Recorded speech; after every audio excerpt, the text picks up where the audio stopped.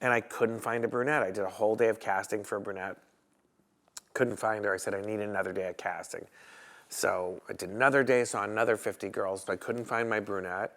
And then I got this idea. I'd met this woman a couple weeks or months earlier on the street, and it was Katy Perry, and she didn't have a record deal, and she was kind of Wait, tell us the story how you met her, because that's a fun story as well. All right, so me and my girlfriend at the time were out for dinner, and we decided to, go get a drink somewhere at a place with a notoriously tough door in town. And as we were walking up, I see this girl standing by herself, and she's got a green polka dotted dress on, and she's wearing white sunglasses at night and a fake fur coat and white high heels. And she, she's looks a little weird. And she's like, excuse me.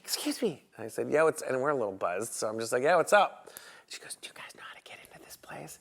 And I'd never taken a stranger in there before. And I don't know, something told me. I was just like, this girl's either really a total nut or fun. I go, yeah, she's with us, come on in. And I was like, all right, and she sat down with us. And I said, all right, what's your deal? And she's like, I'm a singer. I moved here from Santa Barbara. My parents are traveling ministers. And I'm like, okay.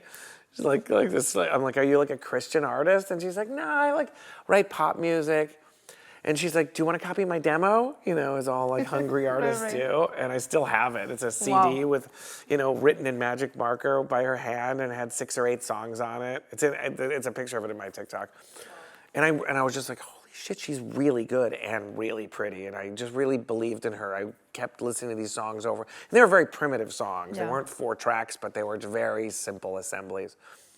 And I started coming to her little coffee house shows and videotaping some of them. And I really believed I wasn't in music anymore, but I wanted to see her succeed, and I felt that she should.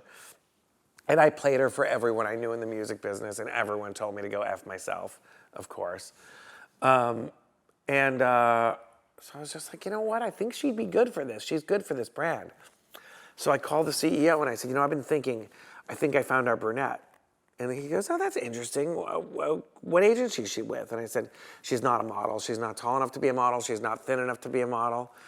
And he said, was she an actress? I said, no, singer. He goes, that's an interesting idea. What label is she with? I said, she doesn't have a record deal. He's like, Scott, are you a crazy person? You're really, on your first campaign, you're going to put your balls on the chopping block and bring me a nobody unsigned singer. I said, yes, I am. And he's just like, we'll take a meeting with her, but Scott, if we don't like her, we're just picking someone from the tape, and this is out of your hands. So I go, all right. So I call Katy, and I said, I'm picking you up tomorrow at 11 a.m. I didn't even tell her what it's for. And she goes, I can't. I go, what do you mean? So what are you doing? And she said, I'm having a songwriting session with Glenn Ballard, who did Alanis Morissette's record. Right. And she goes, I've been stalking him for months. I finally convinced him to work with me, and that's what I'm doing. I said, how much money do you have right now, Katy? And she said, none. I said, I have a photo shoot that pays $7,500 a day. And she goes, what do I have to do?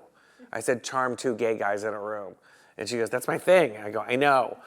So I'm like, reschedule the writing session. So I go and I pick her up at her little apartment on Burton Way. And we drove down to Newport Beach. And, Katy was Katy. She was a charming, charismatic star. We listened to her demos in the conference room, and then played all of her music on her MySpace page and showed all of her, early primitive photographs and booked it. And that was just, I don't know, the smartest and dumbest thing I've ever done. So, What, did the shoot go well? The shoot went fabulous. And by the time the campaign came out, Katy got a proper record deal. She got signed to Columbia, and then She was dropped twice, right? Which is kind of I only knew of the one. So I knew she got.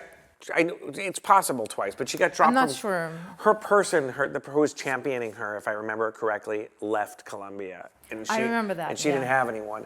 And but she was officially dropped from the label before, right? Universal or something. Maybe. It's been so long ago, I can't even remember. But because it's one of those rare examples when someone actually got and they wouldn't give her masters, and they wouldn't let her go either. But then this woman who just passed away a couple years ago, sweet lady named Angelica Cobb Baylor, took her with her to Capitol, signed her from there, somehow worked it out, got her out of her deal, and Capitol is where she found all of her success. So Katy hit, Two Faced hit, she made the brand look good, they made her look good, everybody made me look good. And I never sought out to become a beauty photographer, it was just the first job I got, but from that hit, And I shot, I think, 4 years, 16 seasons for Too Faced. And Oh, then I wow. got, Urban Decay and Ulta and Sephora and Schwarzkopf and all these hair and makeup brands. And I became the beauty guy.